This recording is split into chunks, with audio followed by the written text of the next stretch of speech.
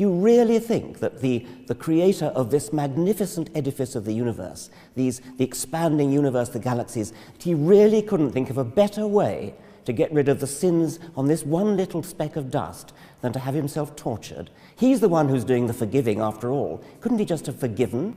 Because this is a moral universe, Richard, and just forgiving doesn't make sense. You mean he has to kill himself in order to... He doesn't kill himself. Or get himself killed, tortured. God sends his Son into the world to provide forgiveness and to provide a basis on which he can justly bring forgiveness to me. Now, he has to get himself killed in order to do that. Well, half a minute. We need to step back from this a little bit because it's actually a highly relevant topic.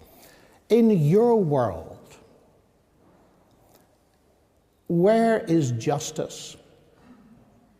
Justice is a human construct of great importance in human affairs, and it's something that we have, most of us have a sense of, which I think probably can be given some sort of Darwinian explanation, but I don't see where you're taking this. Well, my question is there any ultimate justice?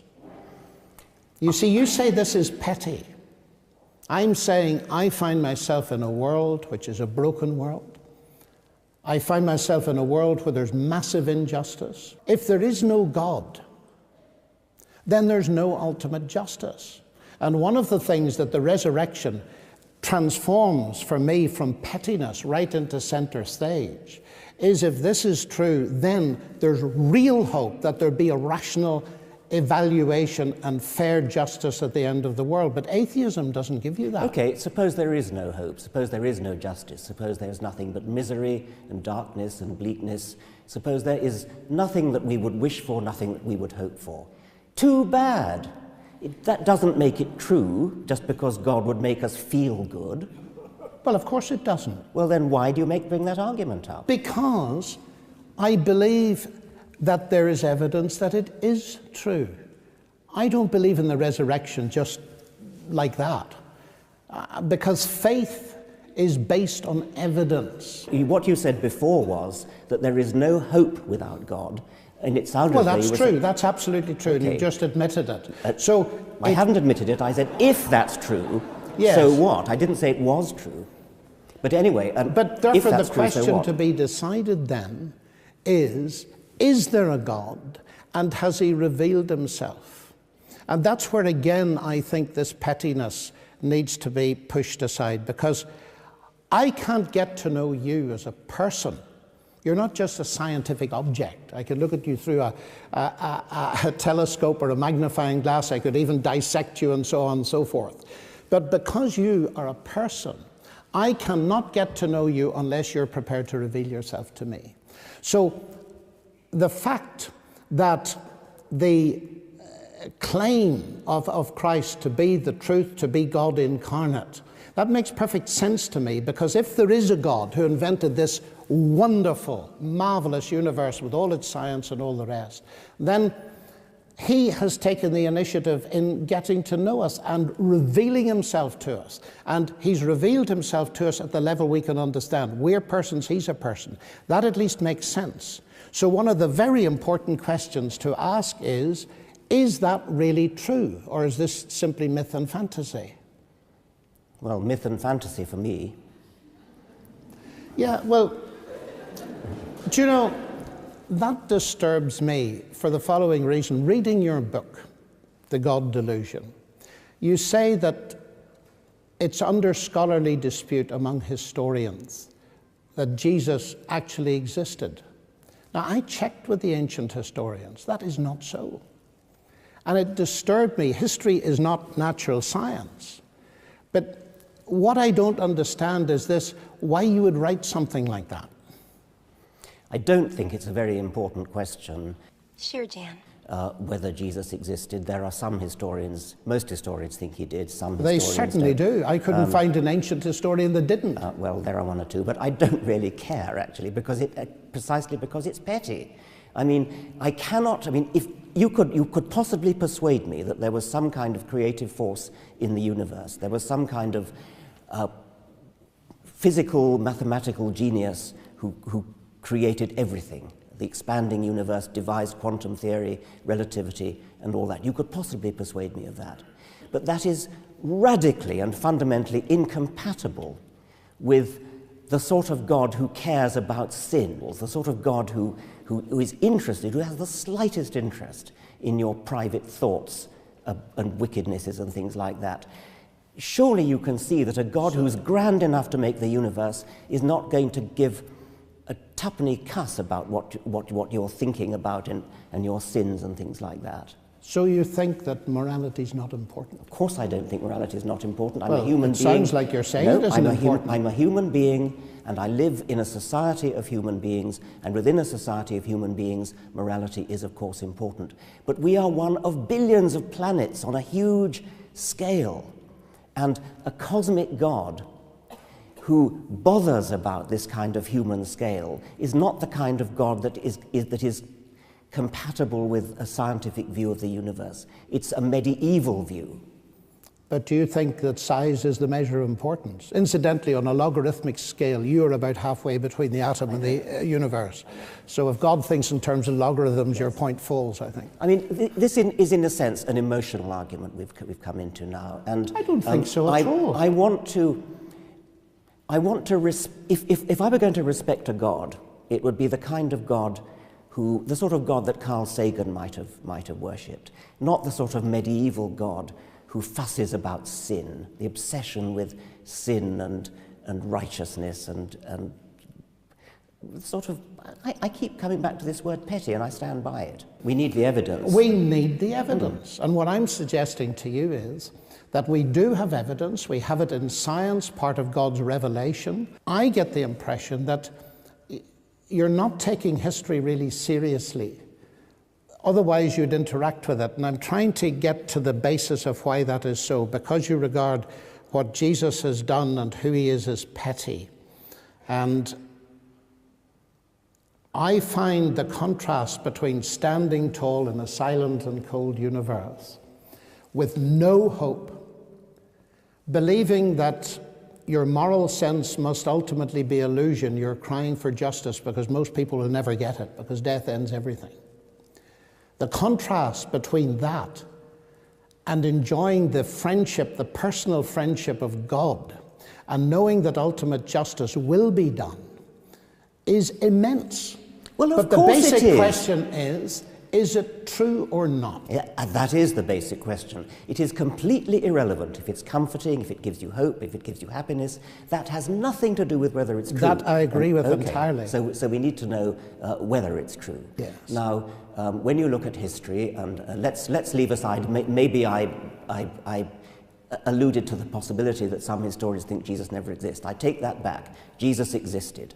However, if you're going to say that Jesus was born of a virgin, that Jesus walked on water, that he turned water into wine, that is palpably anti-scientific. There is no evidence for that. And if there were, you would be, well, I mean, no, there simply isn't any evidence for that, and no scientist could possibly take the idea seriously. I can make it worse for you. I know you can. Because Jesus actually claimed to be the Logos that created the whole universe. And if this is the Creator incarnate, making water into wine and so on is really a triviality. The more fundamental thing is the fact that he claimed to be and gave evidence that he was God. When you say it's anti-scientific, I don't think it's anti-scientific at all. Science cannot say that miracles do not occur. It can say they're highly improbable. But nobody is claiming that these things occurred by natural processes. They occurred because God fed his power in. Nor did the whole universe, if we look at it, occur in that sense by natural processes. God created it. We study all the natural processes within it. So when you say it's anti-scientific, I think it's not anti-scientific. What I mean by that is that if, and when doing science, we constantly have to keep in mind that at any moment there might be a little magic trick slipped in. That would completely nullify the whole enterprise of science. Oh, I agree with that. But well, you see, that's what you're allowing then. No, I'm not allowing that at all, because in order to recognize what the New Testament calls miracle, a special act of God, you must be living in a universe that has regularities and that we recognize them. I agree with you entirely. Otherwise you wouldn't notice the miracles. That's exactly true. You wouldn't recognize if dead people were popping up all over the place. You wouldn't think it was very special. But the fact is you need two things, not one. You've got to have regularities which we call the laws of nature, although they're not causes. They're, in a sense, descriptions that we can use. You also need to be able to recognize those so that, for example, when Joseph discovered that his wife-to-be Mary was pregnant, he simply didn't believe her story. He was going to divorce her. He knew exactly where babies came from. He knew the regularity. It took very special convincing for him to realize that something extremely special had happened. But science cannot stop that. The question is, of course, did such a thing ever happen? And the central focus in the New Testament is not that, which is not so readily accessible to evidence, the virgin conception, but the resurrection of Christ. And ancient historians, and it has fascinated me recently going over it, ancient historians whose discipline is very venerable, and I'm not talking about Christian ancient historians, ancient historians, many of them, even at the skeptical end of the spectrum, say that the evidence for the resurrection of Christ is very powerful. The explosion of the Christian church from a non-proselytizing group of Jews in the first century, the empty tomb and all the rest of it, has even led Geza Vermesh, who's one of the most distinguished ancient historians in Oxford, to say, yes, this tomb was empty, and hallucinations and this kind of explanation do not wash. So we have to ask ourselves, are we prepared to believe in historical testimony or not? Well, you must talk to different historians than the one I talk to, but in any case, I still come back to the point that you cannot do science if at any time you remember that famous cartoon of the... Oh, I do. And therefore a miracle happens in the middle of the equation, yes. I mean, that is deeply against the spirit of science, and I don't think I could do science if I thought that at any time something like the resurrection, something like the virgin birth was going to be smuggled in by a godly caprice. So what is the ultimate meaning of life for you? The ultimate meaning of life depends on what you mean by it, obviously. Each one of us can make an ultimate meaning. Each one of us can have a private meaning, a purpose in our life, what we hope to achieve in our life. Or a biologist might say the ultimate meaning of life is the propagation of genes. That would be a very different kind of meaning. They're both true. I suppose the basic question for me here is, what is the nature of ultimate reality? If ultimate reality is simply the universe, in some sense, or multiverse, that's one thing. And I am at a loss to understand how you get from simple atoms, elementary particles, and so on, to a brain, let alone a mind, the I, the person. And we don't understand what consciousness is, and so on. I don't begin to see, and I don't think scientists begin to see, how you can get to something that even understands the concept of meaning. But I can understand it if behind the universe, the ultimate reality is not impersonal matter and energy that somehow has produced all this stuff bottom up. I can understand it if it's top down, as well as partly bottom up, and that is that there is a God who is personal, who is good, who is the source of life and meaning, and who reaches out to me as a person, and who, in fact, far from stopping me doing science, encourages the development of the mind that he has given me. And so meaning to me has all kinds of dimensions, as you would agree with, in my family, with my wife and my children and my work and so on. But it's not bounded by the 70 years and 10. It's not bounded by the death of the universe either. It's got an expanding horizon of hope. And that, to me, is the only thing that is worthy of the God that created this vast cosmos. That our lives are not going to be extinguished just like that. There is a beyond, and I can walk with confidence into that beyond because I have a real relationship that's got a firm basis with the God who invented it all. When you say faith is rational and evidence-based, I mean, if that were true, it wouldn't need to be faith, would it? I mean, if there were evidence for it, why would you need to call it faith? You'd say just evidence. And when you said that faith in relativity, in Einstein's theory of relativity, is evidence-based, that of course it is. But the evidence is all important. I mean, Einstein's predictions fit in with observed fact and with a whole body of theory, whereas we only need to use the word faith when there isn't any evidence. No, not at all. I presume you've got faith in your wife. Is there any evidence for that? Yes, on which plenty. You base it? Yes. Plenty of evidence.